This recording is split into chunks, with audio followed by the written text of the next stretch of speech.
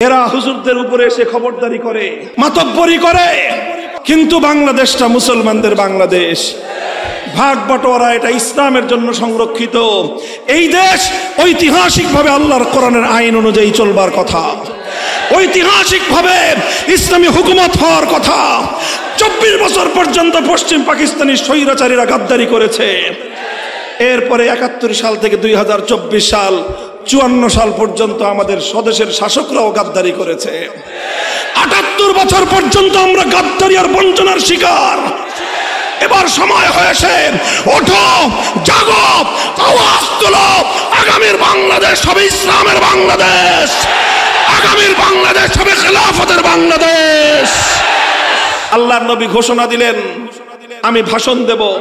ফালাম্মা কানাল আশিয়্যু কামা রাসূলুল্লাহ সাল্লাল্লাহু আলাইহি ওয়াসাল্লাম। বিকেল বেলায় আসরের নামাজের পরে আল্লাহর নবী পবিত্র বাইতুল্লাহর সামনে দাঁড়িয়ে জাতির উদ্দেশ্যে ভাষণ দেওয়া শুরু করলেন। হে দুনিয়ার মানুষেরা, দুনিয়ার অনেক নেতারা দেশ জয়ের পরে ভাষণ দেয়, দুনিয়ার অনেক নেতারা বিপ্লবের পরে ভাষণ দেয়, দুনিয়ার অনেক নেতা কর্মী, অনেক নেতা নেত্রীরা জাতির উদ্দেশ্যে অনেক বক্তব্য দিয়েছে। আর আমার নবীও মক্কা বিজয়ের পরে জাতির উদ্দেশ্যে ভাষণ দিয়েছিলেন। পরিবর্তন তালাশ করো, মিলিয়ে দেখো পৃথিবীর ইতিহাসকে পরিবর্তন করার জন্য কেমন বক্তব্যের প্রয়োজন আর কেমন চিন্তা চেতনার প্রয়োজন। আল্লাহর নবী বললেন, হে আমার কওম, হে আমার জাতি, শুনে রাখো, ইন্নামা হালাকা মান কানা ক্বাবলাকুম ইযা সারাকা ফীহিমুদ দাঈফ আকামু আলাইহিল হাদ ওয়া ইযা সারাকা ফীহিমুশ শরীফ তারাকুহু।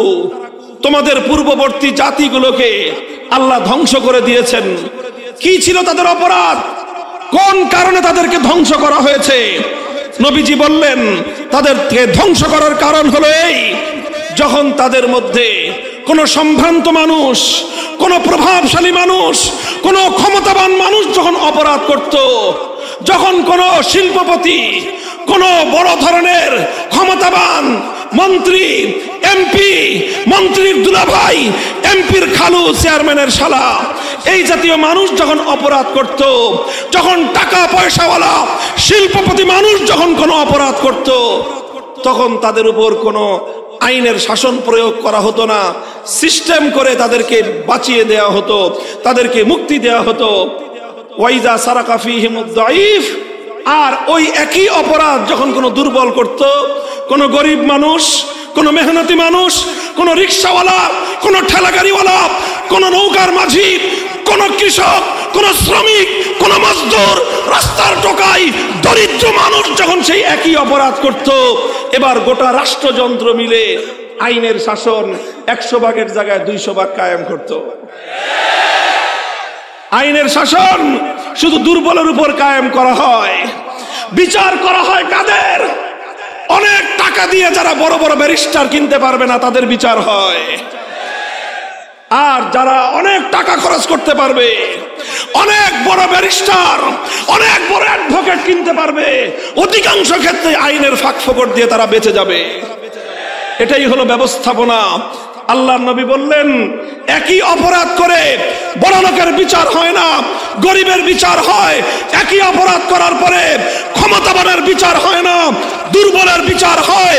একই অপরাধ করার পরে সরকারি দলের বিচার হয় না, বিরোধী দলের বিচার হয়। যখন কোন কওমের মধ্যে এই রকম বৈষম্য তৈরি হয়, আমার আল্লাহ এই বৈষম্যকে সবচেয়ে বেশি অপছন্দ করেন। যেই জাতির মধ্যে বিচারের ক্ষেত্রে বৈষম্য তৈরি হয়, আমার আল্লাহ সে জাতিকে সমূলে ধ্বংস করে দেন।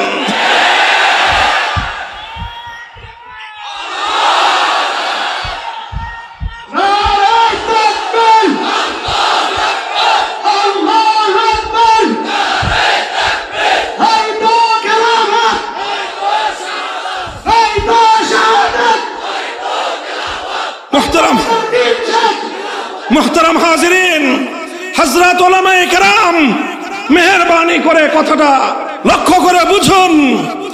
এই যে সমাজ থেকে বৈষম্য দূর করা, সমাজ থেকে বৈষম্য দূর করা, ধনী গরিবের জন্য বিচারের ক্ষেত্রে পার্থক্য দূর করা, সকলের জন্য গোটা সমাজ ব্যবস্থায় ইনসাফ এবং আদল কায়েম করা, এটা শুধুমাত্র বৈষম্য বিরোধী ছাত্র নেতৃবৃন্দের দায়িত্ব না, এটা সর্বপ্রথম তাদের দায়িত্ব যারা আল্লাহর জমিনে আল্লাহর পয়গম্বরদের উত্তরসূরি হিসেবে নিজেদেরকে পরিচয় দেয়। এটা সর্বপ্রথম জমিনে আম্বিয়ায়ে কেরামে দায়িত্ব পালন করেছেন। সমাজ থেকে সকল বৈষম্য, সকল অবিচার, সমস্ত বেইনসাফি দূর করতে না পারলে এটার সবচেয়ে বড় রেসপন্সিবল, সবচেয়ে বড় দায় আলেম সমাজের। মুহতারাম হাজিরিন, ইনসাফ, আদল সাধারণ মামুলি কোনো জিনিস না, এটা সাধারণ কোনো বিষয় না, এটা অনেক বড় বিষয়। আল্লাহর কোরআনের তেলাওয়াত করুন, সূরাতুল হাদীদ পড়ুন, লাকাদ আরসালনা রুসুলানা বিল বায়িনাত ওয়া আনজালনা মাআহুমুল কিতাবা ওয়াল মিজান লিয়াকুমান নাসু বিল কিসত। আল্লাহ বলছেন, আমি রুসুলানা বিল বায়িনাতি ওয়াল হুদা, আমার সমস্ত রাসূলদেরকে পাঠিয়েছি মুআজিজা দিয়ে, দলিল দিয়ে। ওয়া আনজালনাল কিতাব, আমি কোরআন নাজিল করেছি, কিতাব নাজিল করেছি, নবীদেরকে কিতাব দিয়েছি। কেন? লিয়াকুমান নাসু বিল কিসতি, যেন দুনিয়াতে ইনসাফ কায়েম হয়, দুনিয়াতে যেন ইনসাফ কায়েম হয়। এজন্যই আমি বলি, এই বেইনসাফির বিরুদ্ধে লড়াই করা, জুলুমের বিরুদ্ধে লড়াই করা, অন্যায় অবিচারের বিরুদ্ধে লড়াই করা, বৈষম্যের বিরুদ্ধে লড়াই করা সর্বপ্রথম মাদ্রাসার আলেম এবং ছাত্রদের জিম্মেদারি।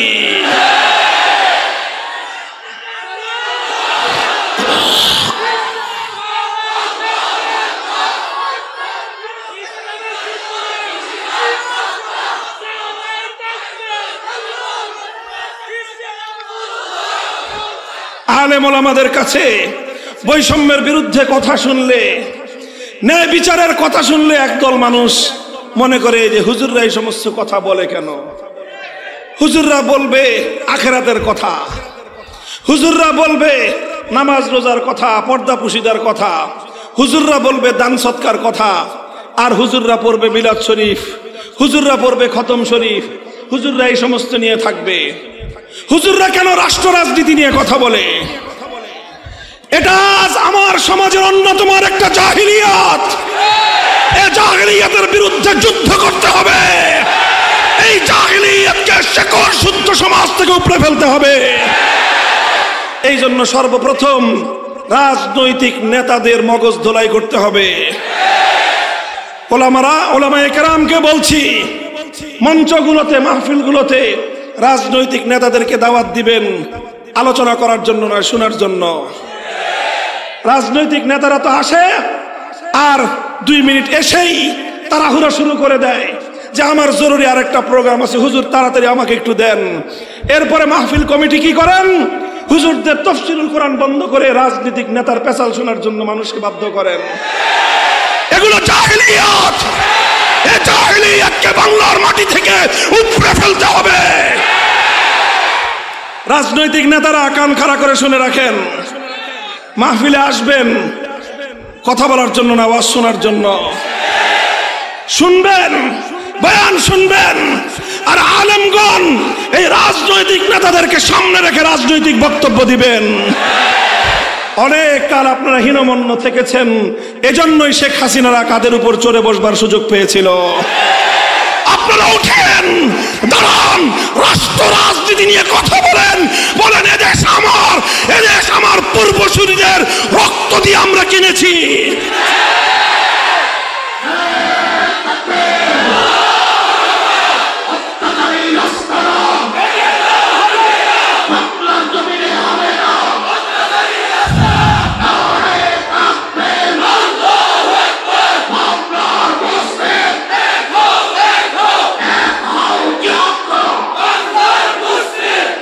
এটা খুব জরুরি কথা।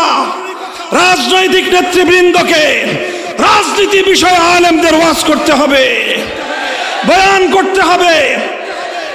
তবে একটা কথা খেয়াল রাখবেন, দলীয় ওয়াজ করবেন না। রাজনৈতিক ওয়াজ করবেন, দলীয় কথা বলবেন না। এই পার্থক্যটা বুঝতে হবে আলেমদের। রাজনৈতিক কথা একটা, দলীয় কথা আরেকটা, আমি সারা দেশে কথা বলি আলহামদুলিল্লাহ। আমার একটা বিষয় আপনি লক্ষ্য করবেন, আমি দলের ক্যানভাস মাহফিল থেকে করি না, আমি রাজনীতির কথা বলি। এজন্য যারা রাজনীতিতে ইসলামের প্রভাব দেখতে চায় না, যারা রাষ্ট্র ব্যবস্থায় আল্লাহর কোরআনের নির্দেশনা বরদাস্ত করতে পারে না, সেই সকল ইসলাম বিদ্বেষীরা আমার জানের দুশ্মন। তারা আমার বিরুদ্ধে সংসদে দাঁড়িয়ে কথা বলে, ওরা গোটা রাষ্ট্রযন্ত্রকে আমার বিরুদ্ধে জ্বালিয়ে দেয়, ওরা আমাদের কণ্ঠ স্তব্ধ করার জন্য বছরের পর বছর আমাদেরকে কারারুদ্ধ করে রাখে, আর মনে করে আমাদের কণ্ঠ স্তব্ধ করে দিতে পারলে রাষ্ট্র ব্যবস্থা থেকে ইসলামকে চিরতরে নির্বাসনে পাঠানো সম্ভব হবে। ওরা জানে না যে উলামায়ে কেরাম জীবন দিতে পারে, আল্লাহর কোরআনের সপক্ষে, আল্লাহর কোরআনের প্রশ্নে আপোষ করতে জানে না, আপোষ করতে জানে না।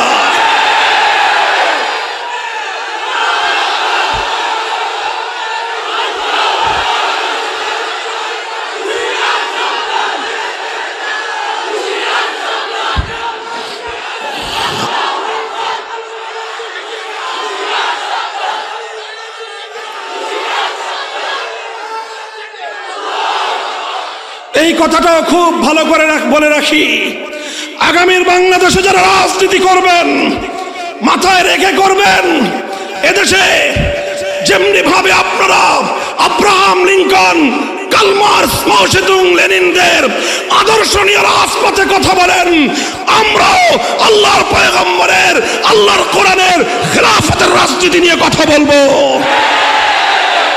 কোরআনের মাহফিলে আল্লাহর কোরআনের রাজনীতির কথা আলোচনা হবে, রাষ্ট্র ব্যবস্থার বিচার নিয়ে কথা বলা হবে, বৈষম্যের বিরুদ্ধে মাহফিলগুলো থেকে উচ্চ কণ্ঠে আওয়াজ উচ্চারিত হবে।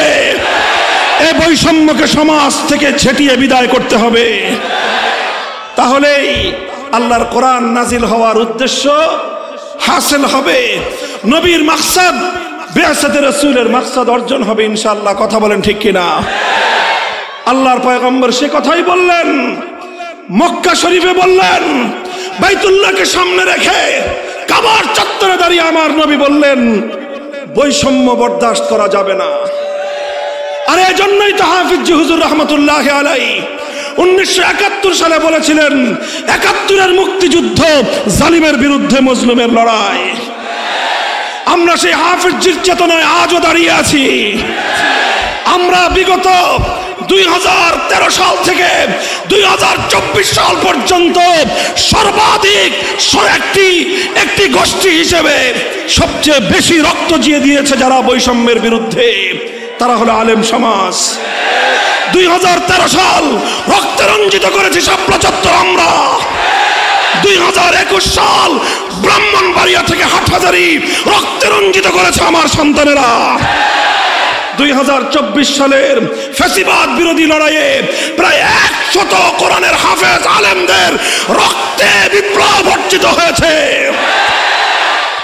কাজেই এই দেশে আলেম সমাজ ভাড়াটিয়া হিসেবে থাকার দিন শেষ। এই দেশে নিজের অধিকার নিয়ে মালিক হিসেবে থাকতে হবে। আর এই রাজনৈতিক নেতাদের সংশোধনটা সবার আগে করতে হবে। এরাই হলো সমাজের সকল অধিকাংশ অনিষ্টের গোড়া। এরা হুজুরদের উপরে এসে খবরদারি করে, মাতব্বরি করে, মাহফিলগুলোতে এসে দুটা কথা বলে চলে যায়, আলেমদের বক্তব্য শুনতে চায় না। রাজনৈতিক নেতাদেরকে বসায় বসায় ইসলামের রাজনীতির ইতিহাস বলবেন, উপমহাদেশের স্বাধীনতা সংগ্রামের ইতিহাস বলবেন, বাংলাদেশের স্বাধীনতার উদ্দেশ্যের কথাগুলো বলবেন, এ জাতির মুক্তি এবং আজাদির জন্য আপনাদের পূর্বপুরুষদের কীর্তিগাথা ইতিহাসগুলো বলবেন। এরপরে চোখে আঙ্গুল দিয়ে দেখায় দিবেন, রক্ত দিয়ে কেনা ইসলামের জন্য এ মাটিতে ধর্মনিরপেক্ষতা চলতে পারে না। এটা তো ফয়সালা হয়ে গেছে 47 সালে। ধর্মনিরপেক্ষ রাষ্ট্র হবে ভারত, ইসলামী রাষ্ট্র হবে মুসলমানদের ভূখণ্ড। কাজেই যারা ধর্মনিরপেক্ষ থাকতে চাও, নেত্রীর মতো সীমান্তের ওপারে চলে যাও, যাও চলে যাও, তোমাদের দরকার নেই বাংলাদেশে। বাংলাদেশে থাকতে চাইলে কালেমা পড়ে মুসলমান হয়ে থাকো। হিন্দু, বৌদ্ধ, খ্রিস্টানরা যার যার ধর্ম নিয়ে থাকেন, ওখানে আমাদের কোনো কথা নাই, বরং আপনাদের ব্যাপারে আমাদের কথা জান মাল ইজ্জত আবরু এবং আপনাদের ধর্ম পালনের নিরাপত্তার বিধান আমরা করব। আপনারা মন্দিরে আপনাদের ধর্ম পালন করবেন, প্যাগোডায় ধর্ম পালন করবেন, গির্জায় ধর্ম পালন করবেন। যদি নিরাপত্তার সংকট হয়, এদেশের আলেম সমাজ প্রশাসনের সাথে কাঁধে কাঁধ মিলিয়ে অতিরিক্ত জিম্মাদারি আদায় করবে। অতীতে আমরা করেছি, কথা বলেন ঠিক না বেঠিক? বিশ্ব ইতিহাস দেখেছে, সারা দুনিয়ার আন্তর্জাতিক মিডিয়া দেখেছে 5ই আগস্টের বিপ্লবের পর কিভাবে এদেশের আলেম ওলামা, হেফাজতে ইসলামের নেতা কর্মীরা গোটা বাংলাদেশে ছড়িয়ে ছিটিয়ে থেকে এই সমস্ত অন্তর্কলহ এবং সাবোটাজ ধর্মী সংখ্যালঘু নির্যাতনের নাটকগুলোকে রুখে দিয়েছে। এটা একটা ভিন্ন কথা, কিন্তু বাংলাদেশটা মুসলমানদের বাংলাদেশ। ভাগ বটোয়ারা এটা ইসলামের জন্য সংরক্ষিত। এই দেশ ঐতিহাসিকভাবে আল্লাহর কোরআনের আইন অনুযায়ী চলবার কথা, ঐতিহাসিকভাবে ইসলামী হুকুমত হওয়ার কথা। 24 বছর পর্যন্ত পশ্চিম পাকিস্তানি স্বৈরাচারীরা গাদ্দারি করেছে। এরপরে 71 সাল থেকে 2024 সাল 54 সাল পর্যন্ত আমাদের স্বদেশের শাসকরাও গাদ্দারি করেছে। 78 বছর পর্যন্ত আমরা গাদ্দারি আর বঞ্চনার শিকার। এবার সময় হয়েছে, ওঠো, জাগো, আওয়াজ তোলো। আগামীর বাংলাদেশ হবে ইসলামের বাংলাদেশ, আগামীর বাংলাদেশ হবে খেলাফতের বাংলাদেশ। তালিমে হিকমতের অর্থ হলো আল্লাহর কোরআন যা বলবে এটা শুধু মুখে মুখে বুঝায় দিলে দায়িত্ব শেষ হবে না, এটাকে প্র্যাকটিক্যাল বাস্তবায়ন করে দেখায় দিতে হবে। নামাজেরটাও প্র্যাকটিক্যাল দেখাতে হবে, উজুর আমল প্র্যাকটিক্যাল দেখাতে হবে, হজের আমল প্র্যাকটিক্যাল দেখাতে হবে, জিহাদের আমল প্র্যাকটিক্যাল দেখাতে হবে, প্রশাসন পরিচালনার আমল প্র্যাকটিক্যাল দেখাতে হবে, রাষ্ট্র পরিচালনার আমল প্র্যাকটিক্যাল দেখাতে হবে, বিচার ব্যবস্থার আমল প্র্যাকটিক্যাল দেখাতে হবে। সবগুলো তালিমে হিকমতের অন্তর্ভুক্ত। আলহামদুলিল্লাহ, এই তালিমে হিকমতের চর্চা এবং এটা উম্মতের মধ্যে এই কর্মসূচি কিছু কিছু বিভিন্ন ভাবে পালিত হচ্ছে। আলহামদুলিল্লাহ বলেন, বলবেন কিভাবে পালিত হচ্ছে? একটা বড় জায়গা হলো দাওয়াত এবং তাবলীগের মাধ্যমে। দাওয়াত এবং তাবলীগের মাধ্যমে ইসলামের অনেক বিধান, কোরআন সুন্নাহর অনেক বিধান প্র্যাকটিক্যাল শিক্ষা দেওয়া হয়। এই জন্য দাওয়াত এবং তাবলীগকে আমরা কি বলি? চলতা ফিরতা মাদ্রাসা। কথা বলেন ঠিক না বেঠিক? এই মাদ্রাসাকে তার সহি মানহাজের উপর রক্ষা করতে হবে। দাওয়াত এবং তাবলীগ এটা যেন তালিমে হিকমতের একটা মার্কাজ থাকে, এটাকে সকল বিচ্যুতি থেকে রক্ষা করতে হবে। তালিমে হিকমতের আরেকটা কেন্দ্র হলো দাওয়াতুল হক। দাওয়াতুল হকে কিছু বিষয়ের প্র্যাকটিক্যাল শিক্ষা দেওয়া হয়। কথা বলেন ঠিক না বেঠিক? এটা হলো তালিমে হিকমতের আরেকটা মার্কাজ। তবে এমন কিছু কোরআনের বিধান রয়েছে যেগুলোর কথা দাওয়াত এবং তাবলীগে আলোচনা করা হয় না। দাওয়াতুল হকের লোকেরাও যেগুলো বলতে পারেন না, এমন কিছু বিধান আছে না নাই? যেগুলো সম্পর্ক রাষ্ট্রের সাথে, যেগুলো সম্পর্ক রাজনীতির সাথে, সে বিষয়গুলো সবাই হাইড করে যান। সেখানে সবাই নীরব থাকেন এবং নীরব থাকেন কৌশলের কারণেই। কিন্তু এই সকল বিষয়গুলো নিয়ে সমাজের, রাষ্ট্র, রাজনীতি, সমাজ ব্যবস্থা সংক্রান্ত বিষয়গুলো প্র্যাকটিক্যাল বাস্তবায়নের জন্য চেষ্টা করে ইসলামী রাজনৈতিক দলসমূহ। এটা হলো আলেম সমাজের মাধ্যমে পরিচালিত তালিমে হিকমতের আরেকটা মার্কাজ। কথা বলেন ঠিক না বেঠিক? কাজে এই জন্য তালিমে হিকমতের জন্য দাওয়াত এবং তাবলীগের মেহনত চালু থাকতে হবে। তালিমে হিকমতের জন্য দাওয়াতুল হকের মেহনত চালু থাকতে হবে। একই কারণে তালিমে হিকমতের জন্য ইসলামী রাজনীতি কোরআন সুন্নাহর সঠিক ধারায় চালু থাকতে হবে, চালু রাখতে হবে।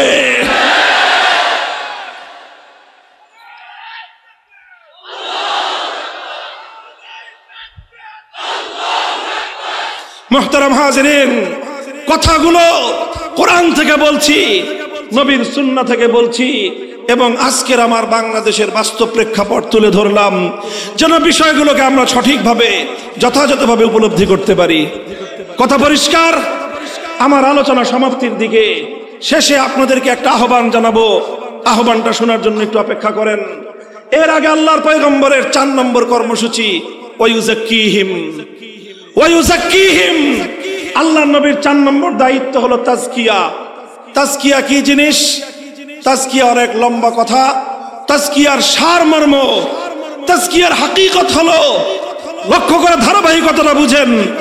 1 নম্বর কর্মসূচি ছিল তেলাওয়াতে কিতাবুল্লাহ, কোরআনের তেলাওয়াত। 2 নম্বর কাজ ছিল তালিমে কিতাবুল্লাহ, কোরআনের ব্যাখ্যা, কোরআনের মর্ম বোঝানো। 3 নম্বর কাজ ছিল তালিমে হিকমত, কোরআনের ব্যাখ্যা শুধু কথায় বোঝালে হবে না, প্র্যাকটিক্যাল দেখাতে হবে।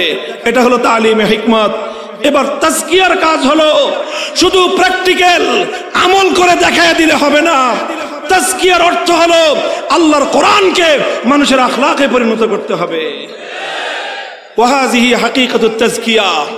কোরআনী আখলাক যখন মানুষের অন্তরে হাসিল হবে, তখনই একজন মানুষ আত্মশুদ্ধি হয়েছে বলে বলা যায়। এই জন্য তাজকিয়ার অর্থ হলো আল্লাহর কোরআন যা বলেছে সেটাকে 1-2 বারের আমলের মধ্যে সীমাবদ্ধ রাখলে চলবে না, সেটাকে আখলাকে পরিণত করতে হবে, সেটাকে স্বভাব এবং চরিত্রে পরিণত করতে হবে। এই মেহনতটা করা হয় হাক্কানি উলামা মাশায়েখের মাধ্যমে, বিশেষভাবে খানকাহ এবং তাসাউফের মেহনতের মাধ্যমে। কাজেই এবার আমার কথা হলো ইসলামের পূর্ণাঙ্গ কোর্স, ইসলামের পরিপূর্ণ চিত্র হলো তেলাওয়াতে কিতাবুল্লাহর জন্য মক্তবার হেফজখানার মেহনত চালু থাকবে। ইসলামের তালিমে কিতাবের জন্য কোরআনের শিক্ষা ব্যবস্থা, মাদ্রাসা ব্যবস্থা টিকে থাকবে। তালিমে হিকমতের জন্য দাওয়াত এবং তাবলীগের মেহনত যথাযথভাবে চলবে। তালিমে হিকমতের জন্য দাওয়াতুল হকের মতো মেহনত চালু থাকবে। তালিমে হিকমতের জন্য ইসলামী রাজনীতির কাজ এটাও যথাযথভাবে চলতে থাকবে। এভাবে তাজকিয়ার জন্য খানকাহি মেহনত, তাসাউফের মেহনত যথাযথভাবে চালাতে হবে। মক্তব থেকে নিয়ে খানকা পর্যন্ত এই পূর্ণ মেহনত যখন একত্রিত হয়, এটাই হলো সিরাতে নববীর প্রকৃত পূর্ণাঙ্গ নকশা। শাইখুল হাদিস আল্লামা আজিজুল হক রহমতুল্লাহ আলাইকে আমরা দেখেছি, উনি তার জীবনে পূর্ণাঙ্গ নকশাকে ধারণ করতেন। আপনাদেরকে বলি, এই পূর্ণাঙ্গ নকশার যেখানে আঘাত আসবে, সম্মিলিতভাবে সে আঘাতকে রুখে দাঁড়াতে হবে। মক্তবের বিরুদ্ধে যদি ষড়যন্ত্র হয়, সবাই মিলে রুখে দাঁড়াবো। মাদ্রাসাকে যদি কেউ ধ্বংস করার পায়তারা করে, তার বিরুদ্ধে আমরা যুদ্ধ করব।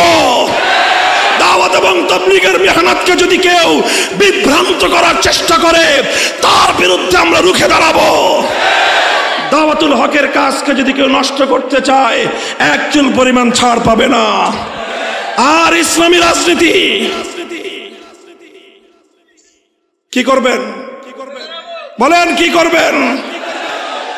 এটার উপর সবচেয়ে বেশি শকুনের দৃষ্টি। এটার উপরে বিভিন্ন ভাবে আক্রমণ করা হয়। মনে রাখতে হবে, ইসলামী রাজনীতি হলো ইসলামের প্রতিরক্ষা ব্যবস্থা। রাষ্ট্রের প্রতিরক্ষা ব্যবস্থা যদি ভেঙে পড়ে, সে রাষ্ট্র টেকে না। ইসলামের রাজনৈতিক ব্যবস্থা যদি ভেঙে যায়, গোটা ইসলাম বিপন্ন হয়ে যাবে। এজন্য যারা ইসলামী রাজনীতির উপর আঘাত করতে আসবে, সে হাত ভেঙে গড়িয়ে দিতে হবে, সে হাত ভেঙে গড়িয়ে দিতে হবে।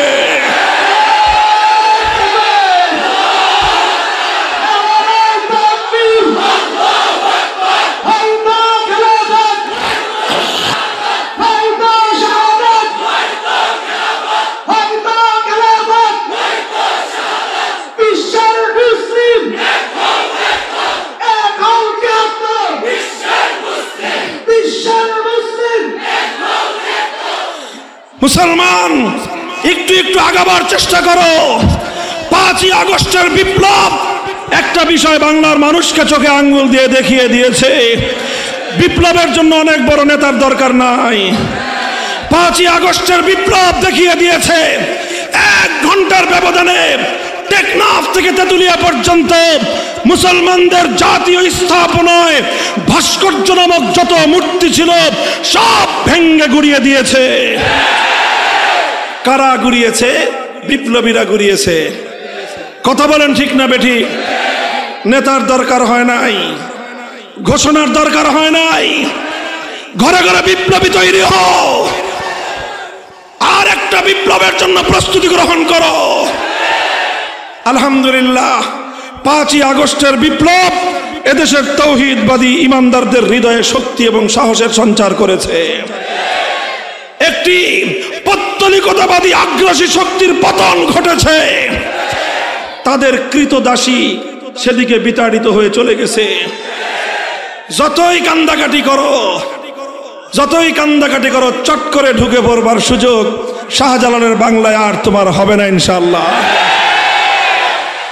যারা তাদের জন্য মায়া কান্না করেন তাদেরকেও বলে দেই, আমার শাপলা চত্বরের খুন হওয়া ভাইদের রক্তের দাম শোধ করে কানবেন।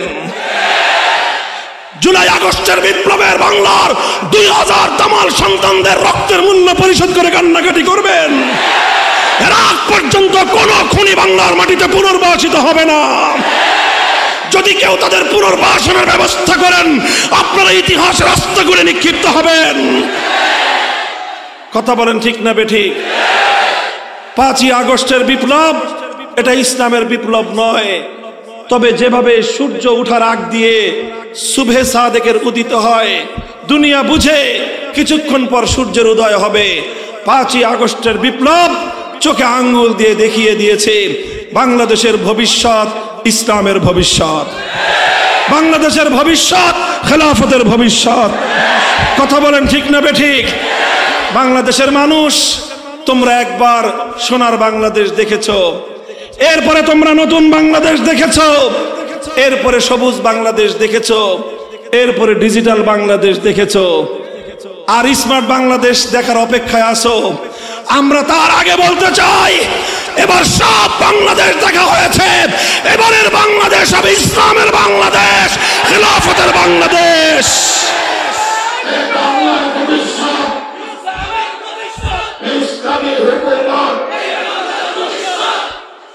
মুহতারাম হাজিরিন, এইভাবে প্রস্তুত হন। কথা বলেন ঠিক না বেঠিক? স্কুলের ভাইয়েরা, ছেলেরা আমার, কলেজের ছেলেরা, ইউনিভার্সিটির ছেলেরা, আগস্ট বিপ্লবের সফলতার রহস্য কি জানো? একটা জিনিস, এই ফ্যাসিবাদের ষড়যন্ত্রকে ব্যর্থ করেছো তোমরা একটা জিনিসের মাধ্যমে। সেটা হলো ওরা ষড়যন্ত্র করে বিভক্ত করে রেখেছিল, তোমরা সেই বিভেদের দেয়াল ভেঙে গুড়িয়ে দিয়েছো। স্কুল থেকে ছেলে, কলেজ থেকে ছাত্র, ইউনিভার্সিটি থেকে স্টুডেন্ট, আমার মাদ্রাসা থেকে তালিবুল ইলম, আলিয়া, কওমি, স্কুল, কলেজ, ইউনিভার্সিটি একাকার হয়ে টেকনাফ থেকে তেতুলিয়া প্রতিরোধ সংগ্রাম গড়ে তুলেছো। এই ছাত্র জনতার প্রতিরোধের সামনে ফ্যাসিবাদী ভিনদেশী দালাল চক্র পরাস্ত হয়েছে। মাদ্রাসার ছাত্রদেরকে বলবো আলহামদুলিল্লাহ, এখনকার ইউনিভার্সিটিগুলো, পাবলিক প্রাইভেট ইউনিভার্সিটি, কলেজগুলোতে প্রচুর পরিমাণ ছাত্র নিজস্বভাবেই স্বেচ্ছায় তারা তৈরি হয়েছে। তারা জীবন দিতে চায় তাওহীদের জন্য, তারা লড়তে চায় আল কোরআনের জন্য। আমাদের কওমি মাদ্রাসাগুলো তো রিজার্ভ ফোর্স আছেই। বিপ্লব আসবে ইনশাআল্লাহ। কথা বলো, বিপ্লব আসবে। তবে সেই বিপ্লব শুধু কথায় আসবে না, শুধু কথার ফুলঝুরি দিয়ে বিপ্লব হয় না, ইনকিলাব শুধু বক্তৃতা দিয়ে হয় না। এজন্য মাথার ঘাম পায়ে ফেলে মেহনত করতে হবে। মানুষের দুয়ারে দুয়ারে যে মানুষকে প্রস্তুত করতে হবে ইসলামের জন্য। এরপর চোখের অশ্রু ছেড়ে আল্লাহর কাছ থেকে সাহায্য চাইতে হবে। রাতের বেলায় তাহাজ্জুদের নামাজের অভ্যাস করতে হবে। খোদার দরবারে সিজদায় লুটিয়ে পড়ে সাহায্য চাও। এভাবে ঘাম আর অশ্রু দিয়ে বিপ্লবের ভিত গড়ে তোলো। কি বললাম? ঘাম আর অশ্রু দিয়ে বিপ্লবের ভিত গড়ে তোলো। এরপরে যখন বুনিয়াদ তৈরি হবে, চূড়ান্ত লড়াইয়ের যখন পরিবেশ তৈরি হবে, বিপ্লবের জন্য যখন মাটি উর্বর হয়ে পড়বে, তখন শহীদ ঈদগাহে জমায়েত হতে হবে। 2000 নয়, যদি প্রয়োজন হয় 2 লক্ষ দামাল সন্তান আল্লাহর কোরআনের জন্য, ইসলামের জন্য বুকে রক্ত দিতে হবে। শহীদ ঈদগাহে কারা কারা জমায়েত হবে? কারা কারা যাবে? হাত তুলে জবাব দাও।